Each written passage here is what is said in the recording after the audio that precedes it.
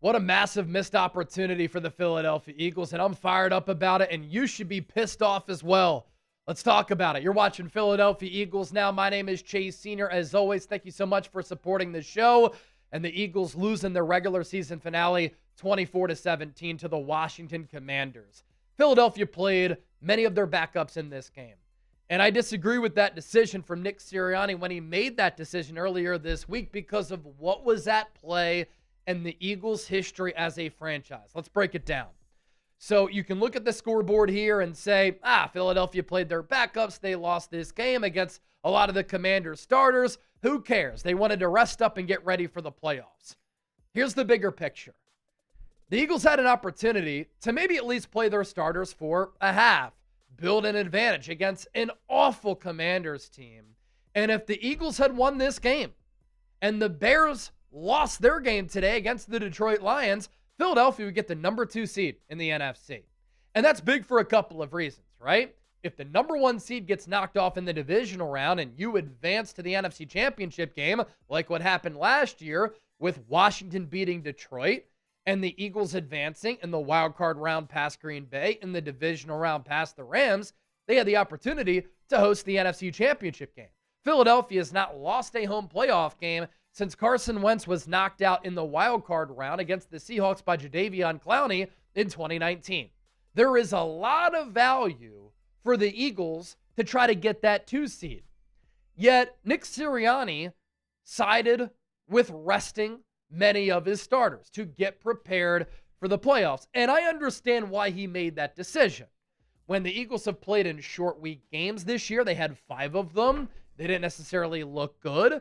The Eagles had a sped up and shortened offseason last year, coming off their Super Bowl championship. And at times this season, they have looked physically, emotionally, and spiritually drained.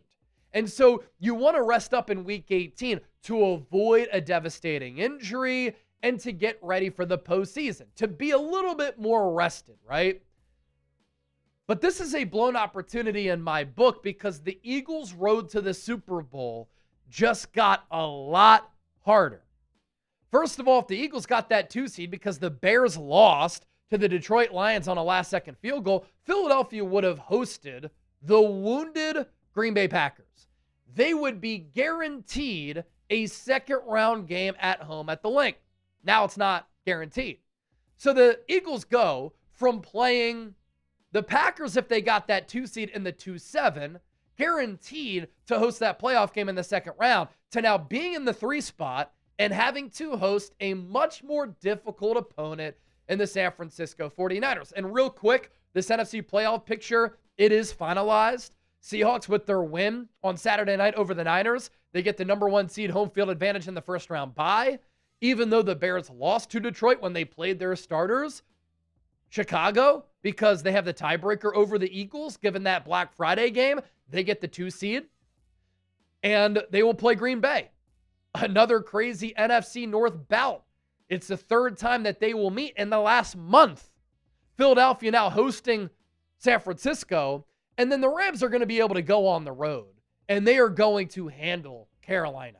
Carolina wins the division because even though they lost to the Tampa Bay Buccaneers, the Atlanta Falcons won against the New Orleans Saints, knocking out Tampa Bay, thus giving the Panthers the NFC South crown. So the Eagles now have to play a much better team in the Niners compared to Green Bay. Green Bay does not have Tucker Kraft. Jordan Love is just coming off a concussion. Micah Parsons is also out for the year. In a last-ditch effort to try to save their bad secondary, they signed Trayvon Diggs and claimed him off waivers after he was let go by the Dallas Cowboys. You would just rather face Green Bay compared to the Niners. And we'll talk about this Eagles-Niners game coming up, and then a preview will come up on the channel tomorrow morning. Now, why the Eagles lost this game to Washington, Tanner McKee's accuracy was off. To start the game, it was really good. As the game wore on, Tanner McKee, I was very disappointed at some of the throws that he missed. Usually he's a very accurate quarterback. In this game, he wasn't. I think the pressure got to him, which brings me to point number 2. The Eagles' backup offensive linemen were horrible. The Eagles had to bench Matt Pryor from right tackle, move him to right guard, put Cam Williams at right tackle. That didn't really work out. Late in the game, they put Tyler Steen at right guard because the right side was so bad. Brett Toth went out with a concussion. So then you were at Drew Kendall at center. And then you had a makeshift left side of the offensive line too. So Tanner McKee's accuracy was off. The offensive line was not good. The Eagles had 2 red zone trips back to back, one of which they got a Jalix Hunt interception. He leads the team in picks at edge rusher. They didn't get points on either of those. They went for it on a 4th and 1, didn't pick it up because Kevin Patullo threw it on 3rd and 1 and 4th and 1. And then the following drive, they didn't convert and get points either. So that's 6 points right there that cost you. I also thought that the Eagles secondary with Keely Ringo at one outside corner and Jacorian Bennett at the other outside corner, they were terrible. They have no ball skills. They have no ball awareness. They couldn't turn around to address the football. And because of that, whether it was against Terry McLaurin, Deebo Samuel, Treylon Burks, they got whistled for PI after PI after PI. And it was an abysmal effort from those players. You see why the Eagles didn't play Jacorian Bennett all year. They can't trust him. And Keely Ringo can be a really good gunner in the NFL. He's one of the best as a special teamer. He's not an NFL corner. He was bad in coverage, and then on the deciding touchdown, nothing was there for Josh Johnson. Johnson rolled out to his left, and Keely Ringo decided to go to the back of the end zone instead of trying to come up to make a tackle. I mean, the lack of football smarts and the lack of football awareness from Keely Ringo was on display today. The Eagles also along the defensive line, they couldn't stop the run. And I know I mentioned Kevin Patullo, but the lack of play call sequencing was bad once again in this game. And then nobody was schemed open to help out Tanner McKee. So that's why the Eagles lost this game.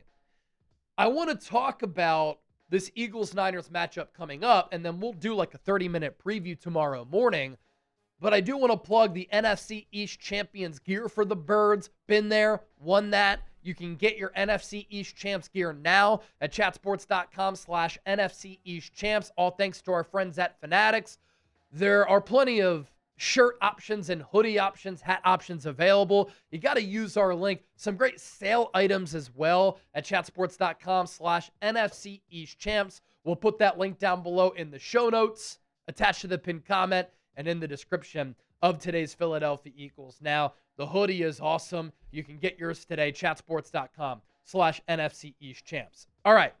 So the Eagles going to host the San Francisco 49ers in the wild card round of the playoffs next weekend. We are not sure when that game is going to be. It's important to note that. And we won't know until the conclusion of the Sunday night football game between the Ravens and the Steelers to determine the winner of the AFC North, because the winner of that game will be in the playoffs. And so from a scheduling standpoint, the NFL wants to see what happens in that game and then obviously align the schedule around that. I would be extremely surprised if the Eagles and the Niners played on Saturday. These are two of the top markets in the NFL. These are both teams that draw massive ratings. They both have worldwide and global brands. They're two of the most successful organizations in the history of football and two iconic teams. And this would be a ratings juggernaut, more so on Sunday as compared to Saturday. On Saturday, you always see like the AFC South champ play like a wild card team like the Chargers, right? And I think that's what you'll get on Saturday, in addition to maybe Rams-Panthers on Saturday, because you don't want to clog up a Sunday slot with a game like that. Usually it's the lower caliber games that take place on Saturday. So I think this game will happen on Sunday at the Link. With the Niners losing to the Seahawks on Saturday night, I do think that San Francisco was exposed a little bit. They couldn't stop the run, and their offensive line was awful. And their offensive line without Trent Williams certainly got exposed. The Niners are expecting Trent Williams to come back, but I like how this Niners offensive line matches up with this Eagles defensive line in favoring the Eagles, because that Seahawks defensive line and defense in general is fast, physical, long, and very athletic. The Eagles defense is also fast, long, athletic, and physical. So The Seahawks in the secondary are really good. Up front, they can take over the game. And if you do that against the Niners, you can really disrupt their offensive flow, their offensive game plan, and you can throw their offense for a loop where they can't find that rhythm. I think this Eagles defensive line can dominate the Niners offensive line up front. And if San Francisco can't run the ball, their pass game isn't as effective.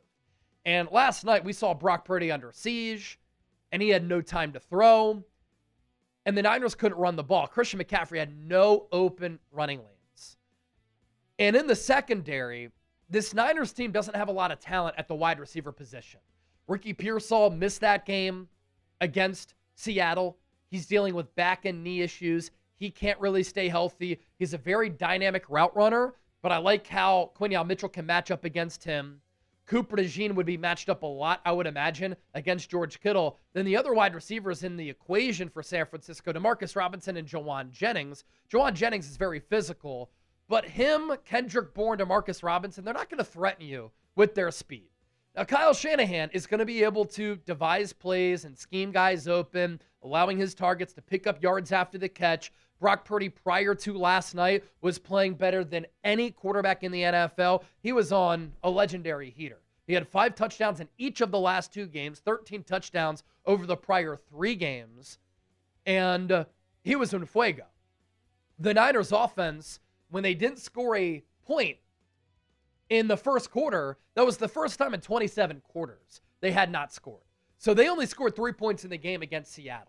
Mike McDonald, excellent defensive coach. Vic Fangio, excellent defensive coach. So I think this Eagles defense can shut down this Niners offense because of their ability to stop the run and own the line of scrimmage and be very disruptive and physical up front against an offensive line that is completely average. And if you do that, I think that even though Kyle Shanahan is a terrific offensive mind and a great play caller, you can win this game. What it's going to come down to is this Eagles offense against this Niners defense. This Niners defense is really bad, and that's what happens naturally when you lose Nick Bosa and Fred Warner for the year. The big thing is that San Francisco cannot stop the run, number one, and they can't. They are incapable of getting after the quarterback. Dead last in the NFL in sacks, dead last in pressure rate this year. And their secondary isn't that good either outside of Diamador Lenore. Renardo Green, just an okay corner.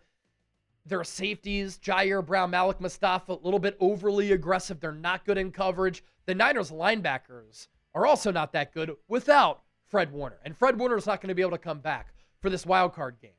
So if the Eagles can run the ball, if Jalen Hurts has all day to throw, after establishing the run, you can attack the middle of the field.